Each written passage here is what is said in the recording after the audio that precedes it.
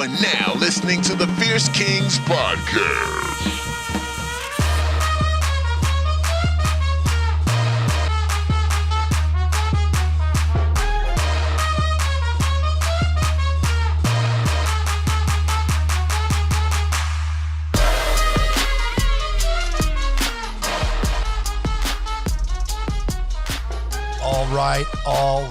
All right, ladies and gentlemen, this is episode 13. My name is Paul. I'm with the one and only Stu Fierce, and you are now listening to the Fierce Kingz podcast. Stu, what it do?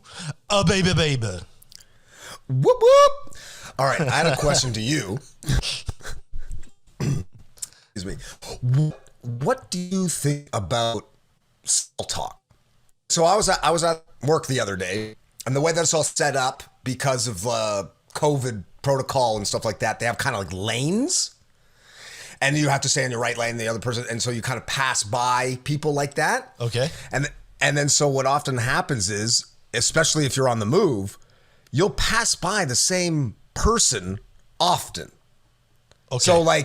So it starts off, it starts off with a, hey, good morning. Yeah. And then the like wave, then like the like head nod. Sure. And then you're kind of like, fuck, man, I've seen you like a million times already. Yeah. And so that got me thinking in regards to like sort of the way we interact, especially with strangers, and bringing that onward to sort of like in like an elevator, And I think we had talked about this in the past that like in Toronto, the Screwface capital, you shut your mouth, you press your button, and you go up. Look down. Where, my wife is working out in Vancouver, and they're talkers.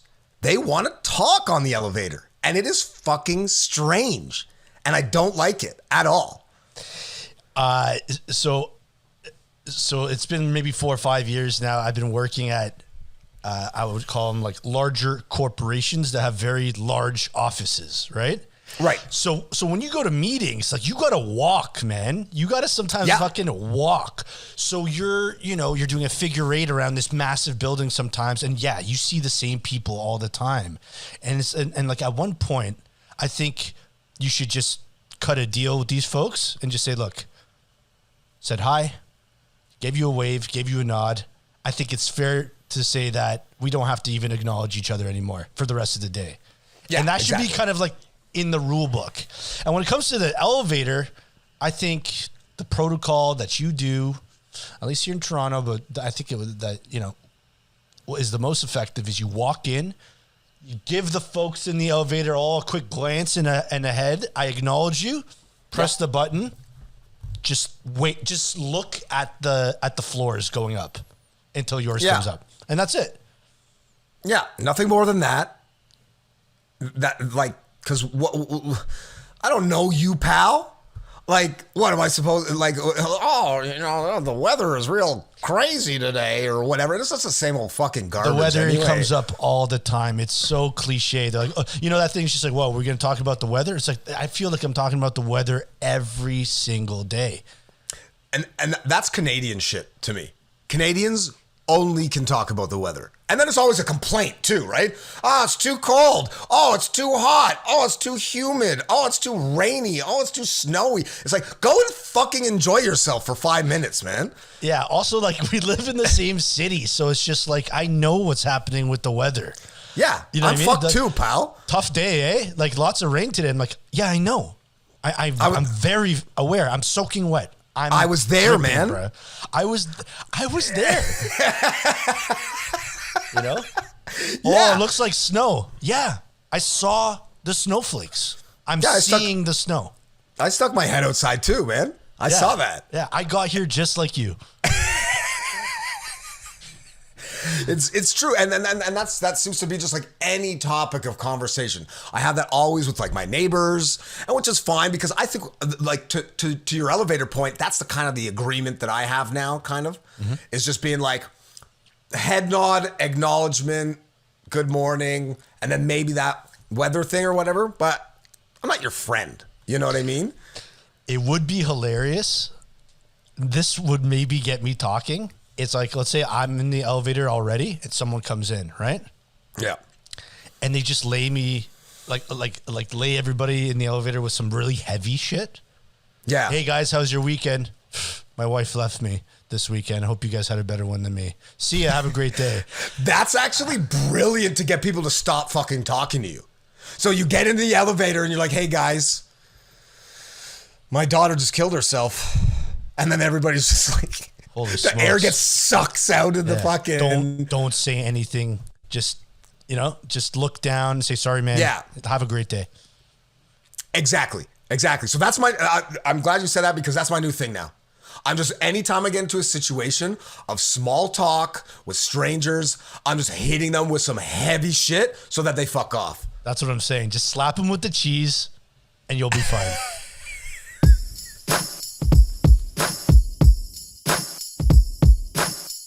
You are now listening to the Fierce Kingz podcast. Okay, I have a really important question for you. Mm-hmm. Would you ever rock an Armani sweatsuit? Guaranteed. Like this is going to confuse some of our listeners. I fucking love sweatsuits. Like, especially when they're proper, not like you're wearing like the fucking Coors Light sweatsuit that comes in a 2-4 box or something. But when you come out with like crisp trainers, a nice fade, and a dope sweatsuit, it's that Euro shit. Mm-hmm. And it looks fucking fire. Yeah. I often have to hide that side of me. Well, you've got the fucking Eastern Euro in you anyway. I know, but like sometimes I'm at Foot Locker or whatever, you know what I mean? Oh yeah, and people I know are in what you're there, saying. And there's like that one section, and it's the full kit, the full Adidas tracksuit. Yeah, and it's like something deep in my genetics that I look at it, and they're like, Slav squat. You need to Slav squat in that tracksuit. Go buy that. It says 2 for 1. You know what I mean? And I want it. I want to do everything in it. Like if I could go to work in an Adidas tracksuit, and even better now, we're talking about Armani. Yeah. Like you've kind of made it. I've been known to wear some pretty outlandish shit. And I think I could pull it off, the sweatsuit. And I think I will. Like, it's just like, I think there's always that like thing in your head where you're like, you're worried what people are going to think. They're like, look at this fucking bum. He's in a sweatsuit, right? But as long as it's proper and it's clean and it's just like super crisp and fresh, I mean, you'd look like a fucking Bulgarian breakdancer or something. Yeah. And listen, there was a time, and listen, I haven't been in the club in a long time, you know what I mean? But there was a time where people would be going to the club, bottles full of bub, you know what I mean? Mm-hmm. And people would be doing some heavy grinding, those times, especially in the 2000s and all that. And a legit outfit to the club, while some people were wearing suit and tie or, putting on really crispy, button ups and, there would be people that were, going to the dry cleaners and they had that tracksuit ready. Yep. They had a full sweatsuit, and it's like you said, it had a little bit more shine to it. It was made of maybe velour. It had a gold zip, something flashy. Some Sean John shit. Oh, Sean brought the tracksuit to like a whole different level. Yeah.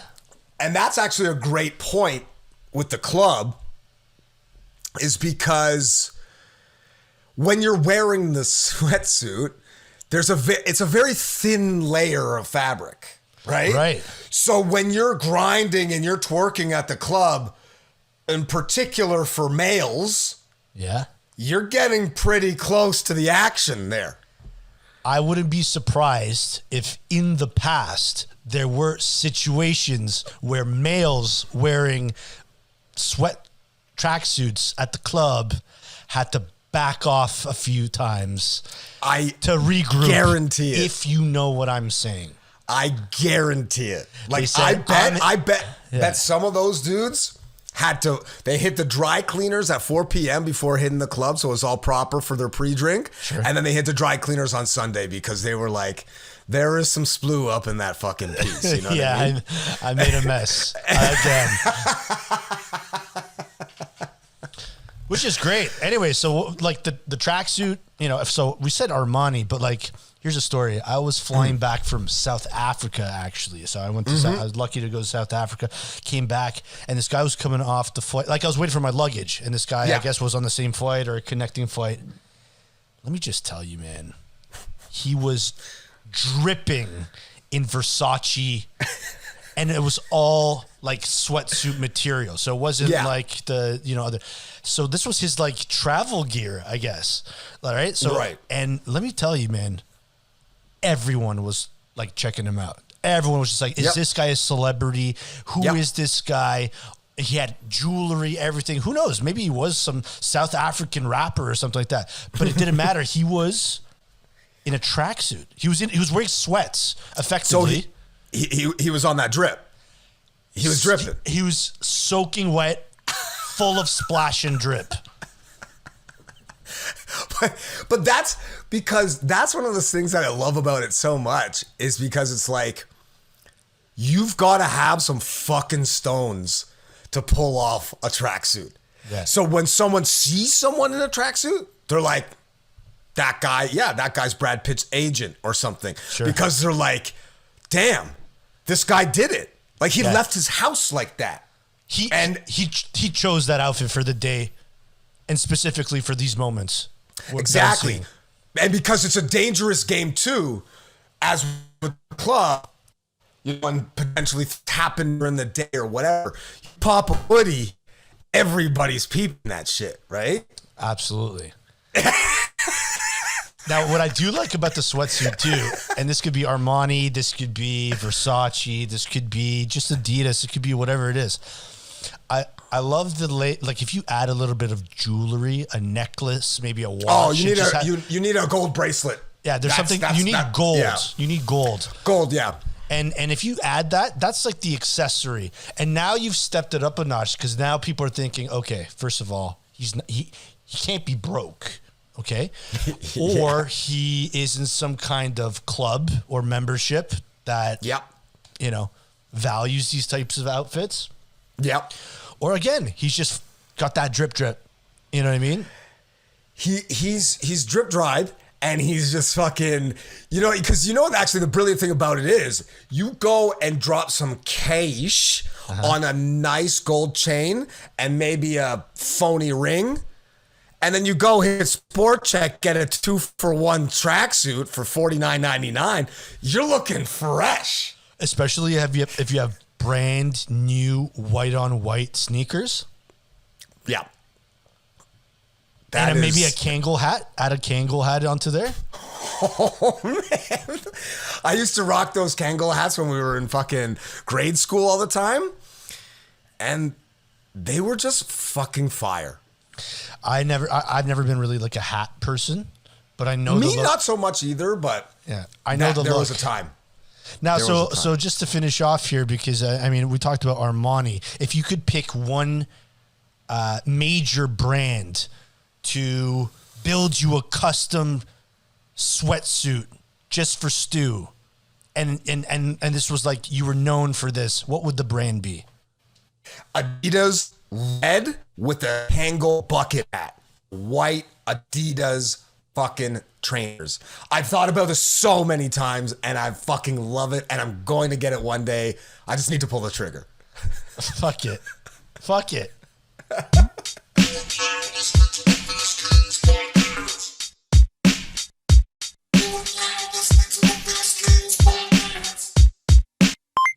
So this one might be a little bit out there, but there's this episode of Black Mirror. I don't know if you've ever seen that show.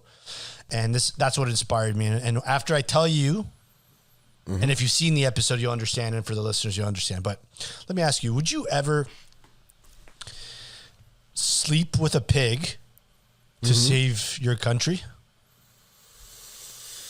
Now, are we talking like some cuddling, you know, under the blankets, God forbid, light petting?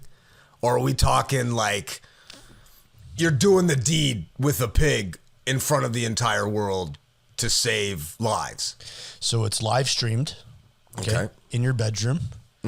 And I suppose the, you know, warming up to the pig, talking to the pig, getting comfortable is all up to you and how you want to make that happen. But at the end of the day, the stream must involve you in fornicating with this pig. And like, not under the sheets, if you know what I'm saying. So like, they gotta see, the viewers want to see thrusting.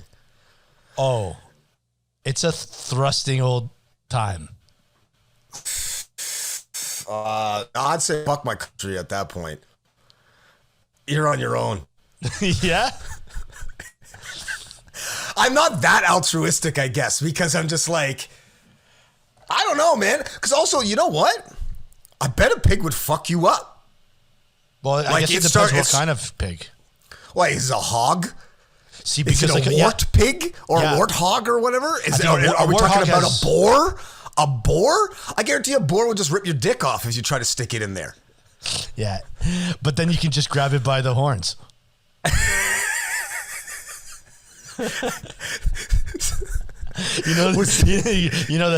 Grab a bull by the horns. You just grab a warthog by the horns and grab the boar by the horns. That's it.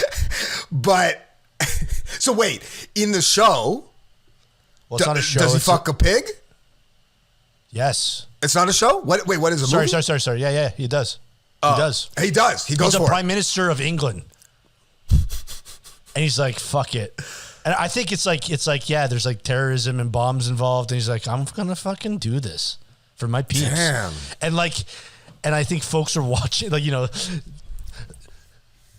it's after work. You're at the bar with your mates. You're having a pint or two in a bag of crisps. Yeah. And you're looking up instead of watching the Manchester United game.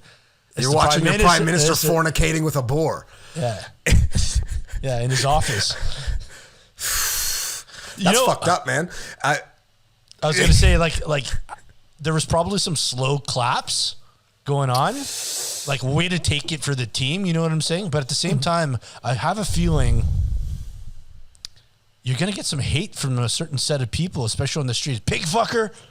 Oh, yeah. Animal cruelty. You should. Yeah, big time. You treated that pig too rough. That was too rough for that pig. Yeah. What if the pig was like, harder, daddy? Yeah. He wants you to choke him. Oink, oink, baby. Yeah, he starts speaking English. He's like, hit me, daddy. I lied. I knew English the whole time.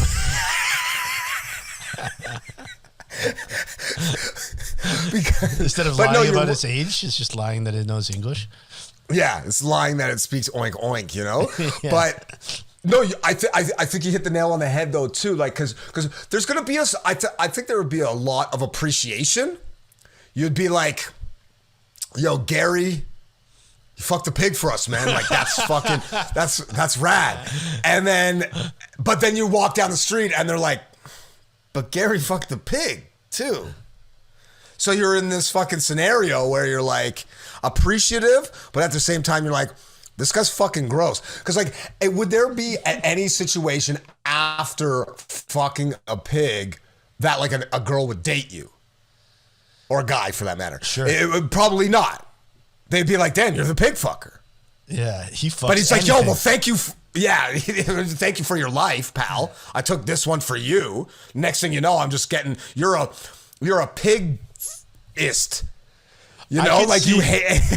I can see the Prime Minister after his 4 years are up, just being a raging alcoholic in the corner of some dingy bar.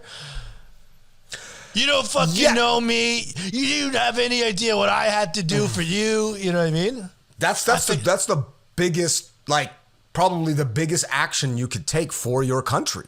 Now, quick question: would you resign right after? You'd be like, you'd nut in the pig. And then you'd fucking, or outside of the pig or whatever floats your boat. And then you would fucking hit the resignation papers and you'd be like, I don't think I can do this job anymore. This is a little too demanding. Yeah, the stress was too much. And imagine the army, you have to go to war and listen, if you're in the army, that's obviously very stressful and commendable, of course. Oh yeah, 100%. Incredible. But like, could you imagine be like, wait, so you're telling me we're putting our lives on the line because these terrorists made our prime minister fuck a pig? He did it, and now he's just cheesed, and now we got to go to this country and retaliate and make them all fuck a bunch of pigs too?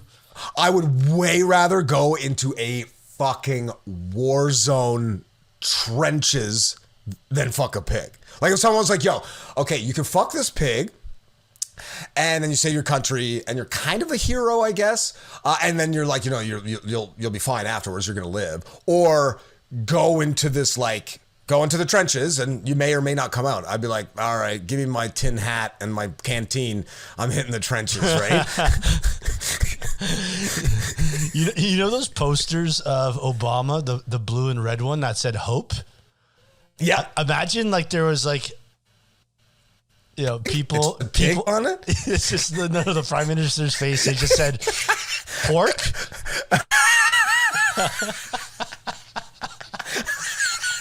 And you kind of become like this, like, yeah, you resign because, it's just, you can't deal with this. It's too much.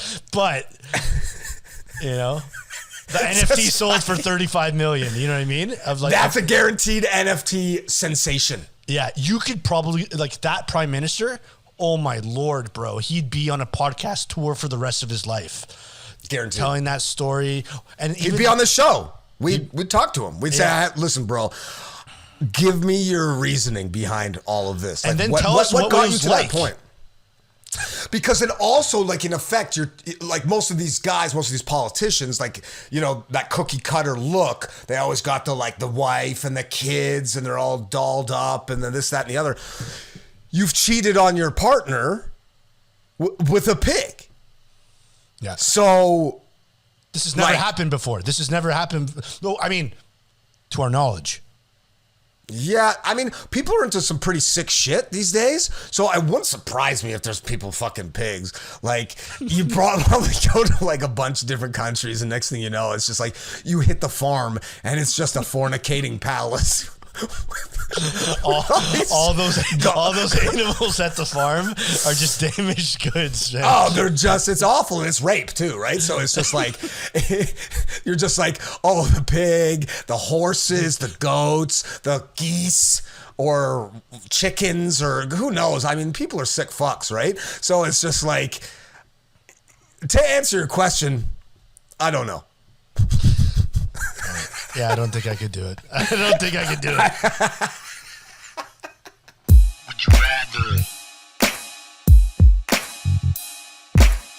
Would you rather?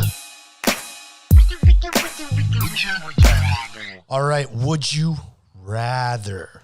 Okay, I got a really special one for you today. This one just came into my mental over the week, and I just mental. And I just had to spit that. So check it out. Okay. Would you rather be abducted by aliens or kidnapped by the insane clown posse? And let me just let me just set it up, actually, because when we say alien abduction, it's the full experience. It's you woke up in the middle of the night. Okay, you saw something outside, you went to investigate. Flashing light. Sure. Before you know it, you got beamed up. You wake up, little green men. You're very scared. They're poking, prodding, and then of course the inevitable, the anal probe. And then and then I guess the insane clown posse is just like a fucking Volkswagen Beetle shows up to your house in the middle of the night. 15 clowns get out. Steal you know what I mean? What if it was the insane alien posse?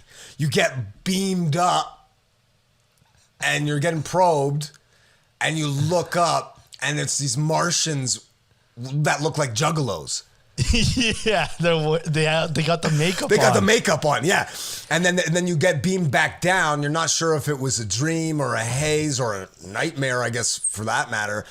And then you're like, addicted to Faygo and you've got all this black and white face paint at your house. Yeah, or they beam you down and you're like, where am I? And you're in some fucking forest in Wyoming or Detroit. And before you know it, you're headlining, at 3 p.m. in the afternoon with the Posse. Playing Everlast covers. Oh, yeah. Fuck, that's... I mean, it's crazy. I think the craziest shit really is like, people are juggalos. Like, people do this stuff. So people would want to get abducted by the Insane Clown Posse just to be in the clique. Like, I actually knew a dude who was a juggalo. And I thought he was joking. He's the funniest dude on the planet. But so hold on. Before you tell the story, can you tell the listeners what a juggalo is? So a juggalo is like a groupie for the Insane Clown Posse that drinks Faygo. What's Faygo? Faygo's like a soda. Okay. It's like it's just a brand of soda, and it's usually in the crushes. So the very orange Faygo, purple Faygo, red Faygo, things like that. Mm-hmm. And then it's kind of like they get dressed up in the makeup, and they like follow the Insane Clown Posse around. And they're fans, they're groupies, they're like the diehards, and they have their own camps and shit. Like I watched this documentary on it actually a few years ago, and it's super interesting because I guess it's all these people that are like super like disenfranchised, you know what I mean? And more often than not, I'm assuming that they're from a fucking trailer park or something, and they just like go and like to these juggalo jams. And they're all dressed up, slamming back Faygo. I'm assuming probably fornicating. And like they found this new like friend group that are a bunch of fucking juggalos, man. And it's like, are they outcasts? For sure. If I was a juggalo. Mm-hmm. For the Insane Clown Posse, and I came, and that was revealed, and people knew. Let's say if I was in high school, would they be like, "Look at that fucking juggalo! That guy's a Faygo drinking." Like, is that like a thing? Like, would they get discriminated against? Oh, there's a lot of juggaloism going around there because people, juggalos are fucking hilarious looking, and I would have to assume. Probably 97% of them were like beat up and picked on at school. Damn, that's like, kind of sad. It's kind of sad, but it's cool that they found their friend group or whatever. But like more often than not, when people go down these paths, it's because they were neglected, right? And they're like losers or whatever. And then they go, like imagine going to some forest in Michigan wearing face paint and butt chugging a bunch of fucking goddamn orange soda. And staying on a campsite, and you're like, my life is great. I found these are my people. These are my people. I found my calling. You'd be like, you're in a circus, and not even like you're not even like a performer. You're just a fucking clown. You're a clown in the circus, but you're part of the audience. Yeah, imagine going to the circus and you had to look it's a like clown the performer. Rave. It's a clown rave. Exactly. Ooh, hold on. Okay. I see where you're. I think man. I see maybe where your head's going. I think I get it now. Okay, so forget about aliens right now. Okay. I'm sleeping in the middle of the night because I'm tired and it's nighttime and people sleep at that time. That's generally when people sleep. Okay. I hear a skirt outside. I'm like, it's late. Who's that? Right? Bunch of clowns come out of this Volkswagen. We're talking about size 15 red shoes, wearing, flower pattern shirts, you know what I mean? So many handkerchiefs, and they remove me from my house. And now I'm kidnapped by a bunch of clowns. Is it possible that you think, over time you're living in this clown house, right? You're tied up or something. You get Stockholm syndrome. You know what I mean? And basically, and before you know it, you start appreciating, it takes a long time to put on that makeup. Right. It's not easy constantly, being uncomfortable in these larger oversized gowns and pants and stuff like that. And before you know it, you said, guys, send me a little bit free here. I'll help you with those balloons. Well, I mean, because here's the thing, at least with clowns, right? Clowns, like, there's like clown college and shit and like circus school. is there a Juggalo training facility where you're like, you do a 3-week course to be a Juggalo?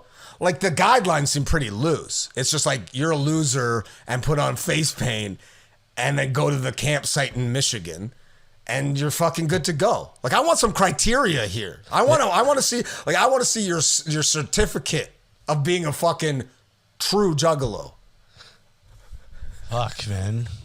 That's really tough. Now on the alien piece. Yeah, I was going to say we got to touch down on that because that is just aliens. I mean, we've talked about aliens before, but aliens are just so fucking interesting because you're just kind of like, why? And why the fuck you always probing people? Like, what's the deal with that? You think that the rectum is like the window into every answer? Peep my brain. Open up my head, bruh. Yeah. Put on some. I had a burrito. Flashlight in my ear. Yeah, you don't want to go in there. You know what I mean? And like, but now that I'm thinking that, do you think that there's some folks out there? They saw the flash of light. They're like, oh my god. Could it be? They get come closer. They see the saucer. Like, yes, take me. They get beamed up, and they're just like, probe me, daddy. Hard. Oh, I've been waiting for this my whole life. Probe me, do whatever you want. In fact, don't take me back. Take me with you. Take me wherever you're going. I want to come with you. Guaranteed. I get like this, and this is one of the things that correlates to the Juggalo-ism, is that a lot of those people that go out there to like Roswell and shit and stand around Area 51 and look for all these saucers and all this sort of stuff, they know it's all horseshit at the end of the day. And I actually do think aliens exist. I'm not saying that it's like fake or whatever. But but they go there because they're a bunch of nerds that are looking for friendship as well. Like it's a clique. It's a clique. It's like a club, right? And they're like, let's go by the campsite near Area 51. And I'm going to meet other people who are into this shit with telescopes and bizzos and widgets and all sorts of whatever. Contraptions and gizmos and shit. Yeah. And then they go and I don't know, smoke up and, sleep in a tent for a couple days and just like make some sort of sense to their life with camaraderie. Right? Yeah. It must be nice for folks that for some people, it's probably all they got going on. You know what I mean? For sure. What if the aliens were coming to Earth trying to look for the Insane Clown Posse? Like they went to the anal, they did the anal probe and they're like, this ain't a clown's ass. This is not a clown. Exactly. It was like they did the anal probe, which just turns out to be a colonoscopy. Mm-hmm. And then they're like, that's not a clown's anus. And so what if the aliens came from fucking another galaxy to see an Insane Clown Posse concert? Yeah. Like, cause you would have to imagine that if they're so advanced, right? Uh-huh. Like these aliens, everybody's the aliens are so fucking smart. Advanced. They anti-gravity, this and that or whatever. You would think that they would have iTunes and they know who the fucking Insane Clown Posse is, right? Yeah. And they would be like, all right, I'll probe this guy, maybe probe this girl, and then I'm hitting the Warp Tour or whatever. I don't know what festival they'd be in, but you know what I mean? Like they would be like, all right, like cool, like all right, let's. Sorry, but like that's why like all these abductions always take place in some small town in the middle of the woods. Basically, it's always like some hillbilly or whatever. You don't have alien abductions in New York City. It's where the Insane Clown Posse is. So maybe these guys are coming in from fucking Mars and they're saying they're the Juggalos. They're the groupies, but they're not familiar with the tour. With the stops. Maybe it's all like this like wild conspiracy that like the fucking Insane Clown Posse is like in contact with aliens from outer space, and they're like every time they like take a look at abductions and when and where Insane Clown Posse show was that day. It might be in the same town. The answer to aliens is through the Insane Clown Posse.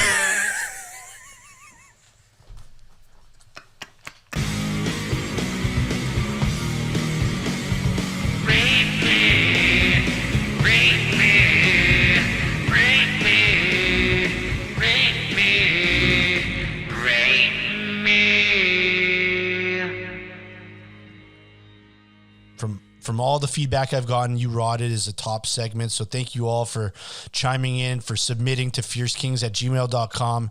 We really appreciate it. And it's a lot of fun. But this week we wanted to try something a little bit different, and it's called Rate Me. Rate me. Rate me, my friend. Shout out to Nirvana. Okay.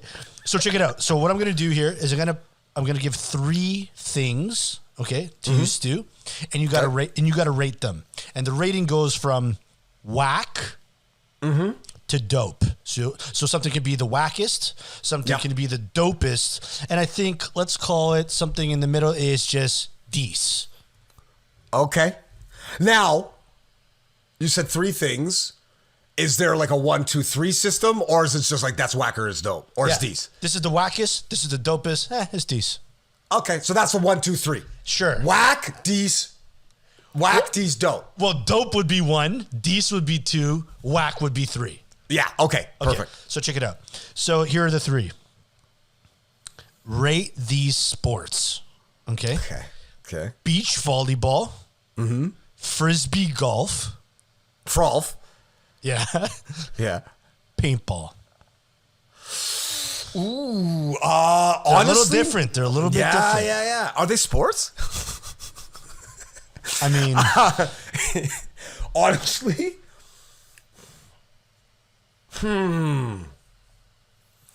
Honestly, I think I actually, surprisingly enough, like beach volleyball. Me too. It's because I love like putting my body in pain. So jumping, and also that goes kind of for paintballing too, I guess. But I would probably say beach volleyball, paintball, frolf, whack, dece, dope. Why is frolf whack? I bet you there's some people that just love golf, and they've because no one plays frolf, but we've all seen. Dude, I went to high school with a dude who was a professional frolf player, and he was from the island in Toronto, on the Toronto Island. He lived on the island? He lived on the island. So that's what I'm saying. Hold on. That's what I'm saying is you have to live, like, only an islander would be familiar with frolfing. Yeah, and it's wild too because it's not one frisbee. They have grades of frisbees. Like golf So like clubs? there's like a 9-iron. Oh, yeah, wow. There's like a 9-iron. Yeah, there's like a driver, a 9-iron, a pitching wedge, and everything. And there gets their different weights and different curvature and things like that. And it's wild. I remember he came with his set. He was actually a fucking cool dude. I remember him pretty well, but he came with his set, and I was like, oh, what's your bag? And he was like, oh, it's my frolf bag. And I was like, what the fuck is that? And he's like, oh, it's my clubs for playing frolf, frisbee golf. And I was like, oh, word? And like I took a look at them, and they're actually kind of cool, but at the same time, I'm like, just go get some clubs, man. People love, there's a certain person that loves ultimate frisbee. Listen, that needs to shut down. Okay. Hold on. Okay. If you could pick frolf or ultimate frisbee to be cut from society. Ultimate frisbee has to be cut from society immediately. And I know that there's probably people that love ultimate frisbee. But at the end of the day, when you're in a sport, and I use quotation mark, air quotes, that you ref yourself, bullshit. It cannot stand. Yeah. It cannot stand. And so one of the things I want to get into real quick is, and why I put paintball dece was because when you go there, especially if you're not like one of these paintball guys and you don't have your like Angel Fire, RP semi-automatic. Yeah. The guns they give you are shit, right? And you they just get spray left and you missing everything. And you just get rinsed. I remember one time we were playing, where was it? There's like one in like Sergeant Splatters. Sergeant Splatters. And so we were there, and it was down to the final 2. And I made it, and it felt pretty good. Like I was like, this is the dude that's gonna like save the team or whatever. Nice. And so, one of our other buddies, he actually did have a unit. The gear. You know? Yeah, he had the gear, and it might have been for his birthday anyway. But so I remember him, like I could hear him, and I was in the bunker, and I was like, okay, do I do a snipe show, or is like, are we gonna get grisly? You know what I mean? Like up close and personal. Exactly. So I see him peep that he goes up the stairs, and I'm like, okay, I got it. You know, like I know where he's coming from. I more or less know when, because I could see him about to enter the building, and then there's like a wall or a partition or whatever, and he pops out, and I turn over, and I'm like, yo, I'm the winner, right? Like, I'm like, gotcha. So I start spraying, missing him like crazy. Yeah. He pulls out his RP69 or whatever and greases me. And we're 4 feet away. And I was like, and I'm in pain because those actually kind of hurt too, right? And I was like, fuck, man, I would have won that fucking thing if this gas gun or whatever the hell that they gave me actually worked. Yeah. Well, funny story. A friend of mine, you actually know him, won't mention his name, but we had this like moment where like, remember how fun paintballing was when we were 15, right? Mm-hmm. So we did it. We just went, it was Sunday. We went to Sergeant Splatter's, and dude, let me just tell you right now, it's not the same like when you're 15, man. First of all, we're fatter and older, so that's one thing. So the cardio has changed, and you're running on sand. Remember that, and you're bending over and all this stuff. It's. I was exhausted. Let me just tell you that. But you're right. All these kids, 13, 14, 15, 16, 17, they got these automatic guns. So it's versus pew pew pew, which I got right. Not to mention all the accuracy is completely off, right? Exactly. So I'm running around. I'm getting laced, man. This one guy kept getting me all day, and I'll never forget it, man. At one point, like I ran out, and I just heard like he was burst firing me, and I shit you not, I was getting wet so hard. I was like doing the fucking Macarena in the middle of the paintball arena. Yeah, you did the Harlem Shake while some tween is firing off and rinsing you with some fucking automatic rifle. Exactly. He said, dance, motherfucker, dance. Yeah. And let me just tell you, man, like when I took the shower and then I checked in the mirror, welts everywhere on my chest, in my neck. Some of the balls didn't even break. So I had like this clump in my head. My wife was just like, what? My chest, my back. And my sack. And she's like, what did you even do? And I'm just like, don't worry about it, man. I'm never doing that again. So I hear you. There's something to paintball, but it's not there yet. I think if you're a professional paintballer and they do that shit in the woods and outside, maybe that's the way to do it.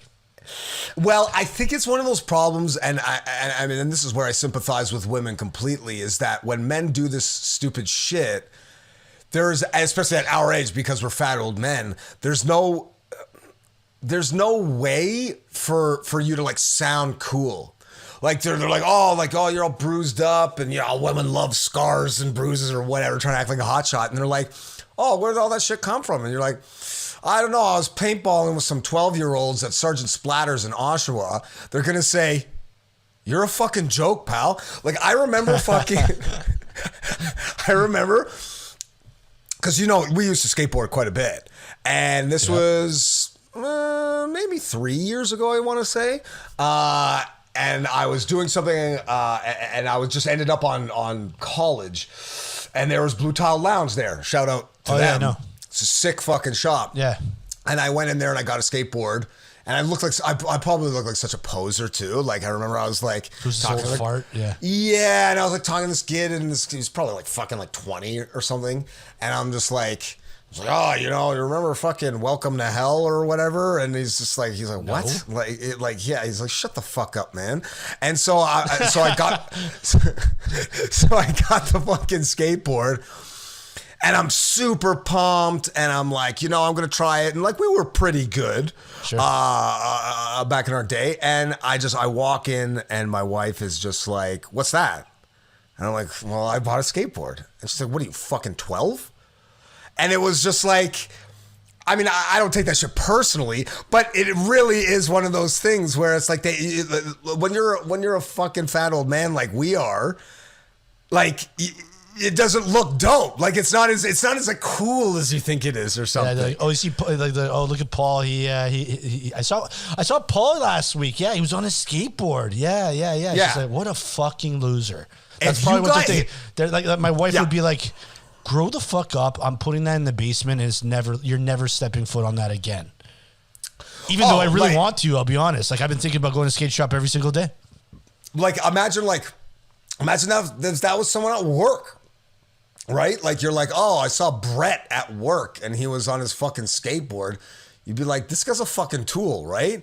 And it's like, but he's not. I'm sure it's fine. But it's just like, that's the kind of perception that you have, that you're like, there's this like sort of like evolution with age or something. Yeah. Now, beach volleyball. Check it out. Okay. Beach volleyball is an Olympic sport. So I mean, it's a real sport for sure. Like it's difficult. People are volleyball is an Olympic sport, and beach volleyball is even harder. It's athletic. Like you see those both men and women. They're sexy. they're shredded. They got nice buns, some cakes going on there, and because you're like, yo, you're out in the sun, you're getting some UV rays, you're in the sand, like your calves are murked after a fucking game of beach volleyball. Absolutely. There's all of those those little fibers, in your body, those muscles that you haven't activated until you play beach volleyball. You know what I'm saying? Yeah. I like volleyball. I'm actually pretty good at beach volleyball. But every time that I've played beach volleyball, I'm always almost at the verge of blacking out. Oh, blackout drunk. Oh, yeah, guaranteed. Like, it's always like a party game for me. You know what I mean? So, like I think the last time we played beach volleyball, I think you were there. We were at the Toronto Island. And it was like kind of fun and we're all having a laugh. But then there was some fucking creepy old man chain smoking like 10 meters away, buck naked, just watching us play. And I was just like, this is beach volleyball to me. Yeah, it's just like a sort of a nudist society where, well, I mean, anytime you go to any fucking beach in Toronto in the summer, there's always going to be some naked men that are chain smoking and looking at you, the women, pretty much just about everybody. They just want to see. And they're playing with their pepperoni and they're just doing all sorts of weird stuff. And you're just like, you shouldn't be a part of society, man. I think the only thing he was wearing, and I remember there was this awkward moment where like... Were gloves? No, but like there's this moment where like the ball kind of rolled his way and someone had to go get it and he wasn't moving. That's for sure, right? And so like you didn't like look, but you're just like, I hope I'm not too close. And I think he had like a hat on, like a not a fedora, but like something of that nature. A pork pie. A pork pie, yes. And then what's it called? A fanny pack. So he's just there with his wiener out, but he's got a fanny pack over top of it. Who knows what's in that thing? It's sus as fuck. You know what I mean? Imagine like he puts his wiener in his fanny pack. Yeah. That's what the fanny pack is for. It's to hold his wiener. That's it. It's part of it. It's the outfit. It holds his package. Well, because I guess he's technically not nude if his wiener is in. Yeah, if the police come, he could tuck it into the thing real quick. Or yeah, he just zips up. He's just like, oh, listen, this is just fashion.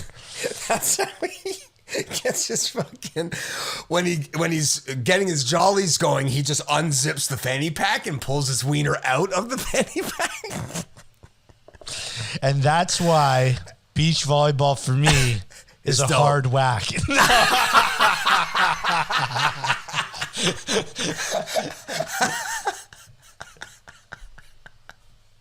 All right, ladies and gentlemen, that concludes episode 13 of the Fierce Kingz podcast. I want to thank everybody for listening.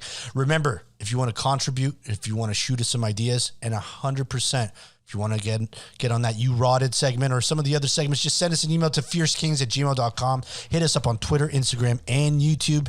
You know, we got that social media, man. And with that, Stu, is there anything that you would like to tell the listeners?